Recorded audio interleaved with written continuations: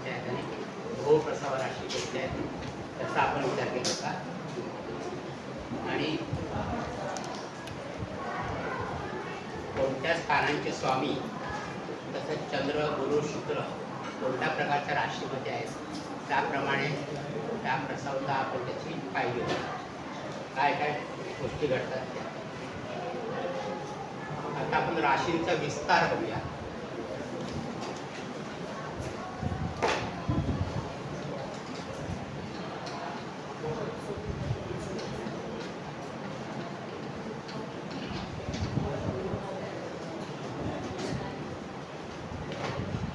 राशींचा म्हणजे काय काय राशी आहेत त्या ऱ्हस्वदेही असतात.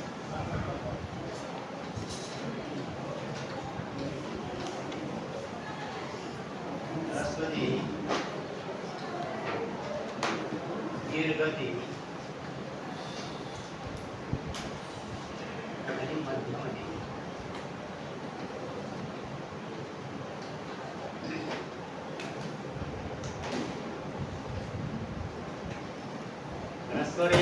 ह्रस्वदेही राशी आहेत त्या 1, 2, 11 आणि 12 त्या आहेत. दीर्घदेही राशी आहे त्या 5, 6, 7, 8. मध्यमदेही राशी आहे त्या 3, 4, 9 आणि 10 त्या मध्यमदेही राशी. आता हे दीर्घदेही, ह्रस्वदेही, मध्यमदेही या राशींचा तुम्ही उपयोग कुठे करू शकता की ज्यावेळेला तुम्ही फलादेश करता एखाद्या व्यक्तीचं वर्णन करता त्यावेळेला ती व्यक्ती कशी असेल उंच असेल दुःखी असेल. तर ह्रस्वदेही राशीमध्ये आता या ज्या राशी जर तुम्ही बघितल्या तर या राशींची तुम्ही आता गणित शिकताय तर प्रत्येक राशी प्रत्येक लग्न जे आहे प्रत्येक लग्नाची व्याप्ती तुम्हाला कळायला लागले की लग्न समाप्ती आणि लग्न आरंभ तर तो किती येतो तो साधारण तो 1 तास आणि 1 तास आणि 50 मिनिटापासून 2 तास आणि 14, 15 किंवा 20 पण नाही तर 15पर्यंत जे असतं 2 तास 15 मिनिटापर्यंत असतं. तर ही जी लग्न बघितली तुम्ही मेष लग्न, वृषभ लग्न, कुंभ लग्न आणि मीन लग्न ते यांच्या लग्नांची व्याख्या तुम्हाला छोटी दिसते. पंचांगामध्ये बघितलं लग्न पुस्तकामध्ये तर यांच्या लग्नाची समाप्ती तुम्हाला छोटी दिसते 2 तासापेक्षा कमी दिसते. नंतर दीर्घदेही जे आहे सिंह, कन्या, तूळ आणि वृश्चिक यांच्या लग्नाची व्याख्या तुम्हाला जास्त दिसते 2 तास 13 मिनिटं 2 तास 15 मिनिटं. आणि मध्यमदेही ती साधारण 2 तास 5 मिनिटं 2 तास 4 मिनिटं थोडंसं मागे पुढे होईल. पण या अशा राशी आहेत. तर मग या राशी ज्या भावात असेल त्या भावाचं वर्णन करताना त्या व्यक्तीचं वर्णन असेल तर त्या व्यक्तीची तुम्हाला वर्णन. आता कन्या लग्न जर तुम्ही घेतलं कन्या लग्नाच्या व्यक्ती साधारण उंच असतात. कन्या लग्नाच्या व्यक्ती दीर्घदेही आणि दीर्घदेही. आता इथे तुम्ही बघितलं ना की इथे फक्त इथे ऑप्शन आहे कुंभ लग्न जे आहे कुंभ लग्नावरती पापग्रहांची दृष्टी असेल तर ती व्यक्ती ह्रस्वदेही आहे. पण नसेल तर उंच. कुंभ लग्नाच्या दोन्ही प्रकारची तुम्हाला व्यक्ती दिसते. एक तर कमी उंचीच्या पण दिसते जास्त उंचीच्या पण दिसते. पण बाकी सर्वसाधारणपणे ज्या ज्या राशी आहेत त्या मध्यमदेही, दीर्घदेही आणि ह्रस्वदेही त्याच्यात तुम्हाला तो फरक जातो. आणि हा फरक तुम्हाला पंचांगामध्ये पण प्रत्येक लग्नाचा जो ते हा काळ आहे तो तुम्हाला ते कळेल. तो काळ तुम्हाला वेगळा पण दिलेला आहे पंचांगामध्ये शेवटी बघा ते मोरे वगैरे दिलेत बघा त्याच्या बाजूला नवमान समाप्ती वगैरे काहीतरी आहे असं तिथे प्रत्येक मागे मागे मागे ग्रहांचे होरत पार आहे ना त्याच्यात अगोदर लग्न समाप्ती आणि शुभ नवमी करायचे असतात. आहे का?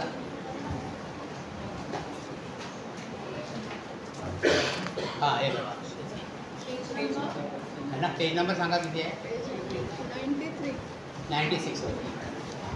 तिथे प्रत्येक लग्नाची व्याप्ती तुम्हाला दिसेल किती आहे तिथे. प्रत्येक लग्नाची व्याप्ती दिलेली आहे तिथे. त्याच्यावर तुम्हाला कल्पना येईल. तर बघा तुम्ही मेष लग्न, वृषभ लग्न, नंतर कुंभ लग्न आणि मीन लग्न यांची व्याप्ती कमी दिसते. 96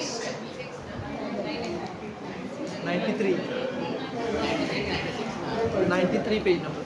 हा येते. बघा तुम्ही म्हणजे ऑब्झर्वेशन करायला मी 93. 93.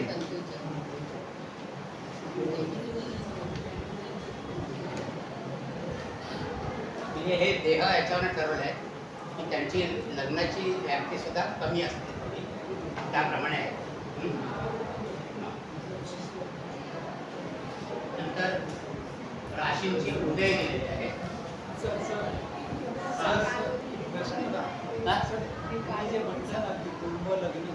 हां,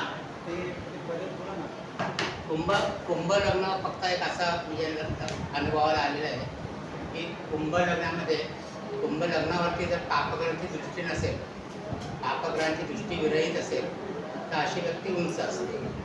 पापग्रह असतील तर उंची कमी असते लग्नावर.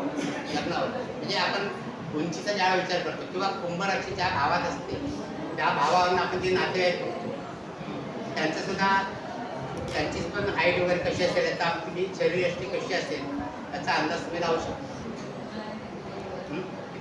लग्नाचा विचार करायचा का देहाचा विचार? दीर्घदेही आपण ज्याला म्हणतो ना, म्हणजे आपण आता काय करतो आपण हे मॅथमॅटिक्स नाही आहे, ज्योतिष म्हणजे मॅथमॅटिक्स नाही. तुम्हाला अनुभवाचं शास्त्र आहे. पण तुम्हाला कसे कसे अनुभव येतात त्याचे हे अनुभव एकत्र करून तुम्ही ते तुमचं प्रेडिक्शन करायचं असतं.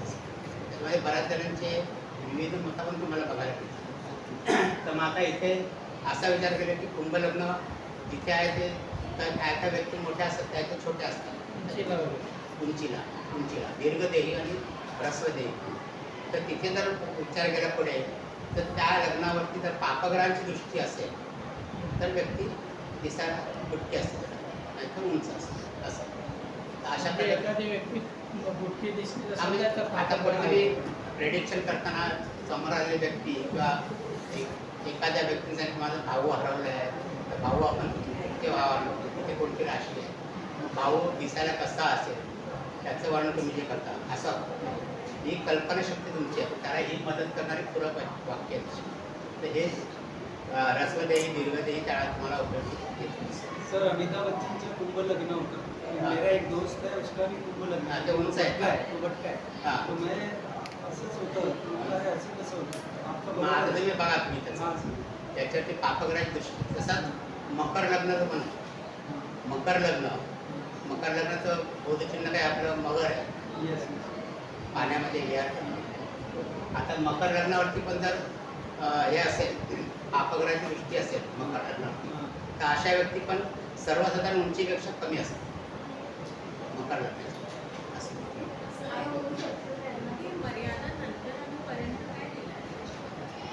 ते तुमच्या ते याच्यामध्ये शुभ नवमांश आहे ना, नवमांश मर्यादांचे ते मुहूर्त काढताना कधी विचार मुहूर्त काढताना. नंतर राशींचे उदय, जसे ग्रहांचे उदय पाहिले होते आपण तसे राशींचे पण उदय होतात. तर त्याच्यामध्ये काय काय राशी ज्या आहेत त्या शीर्षोदयी आहे.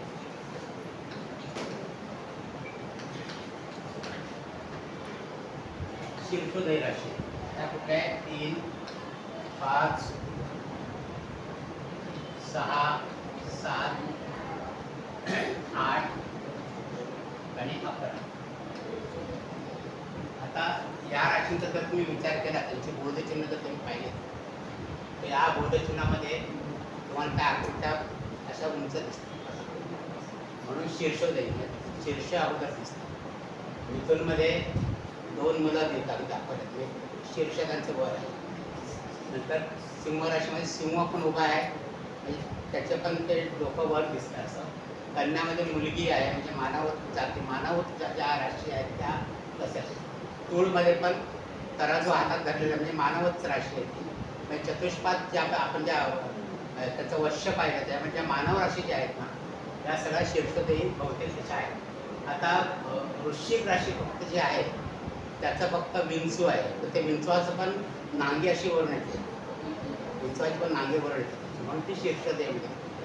आणि 11वी राशीची म्हणजे घडा घेतलेला कुंभ घेतलेला माणूस, ती पण मानव राशी म्हणून ह्या शीर्षदेह राशी. आता ह्या राशीत पूर्वक्षी त्याच्यावर हृदय पावताना या राशींच्या आकृतीचं डोकं वर येतं अगोदर. अगोदर तुम्हाला डोकं दिसतं.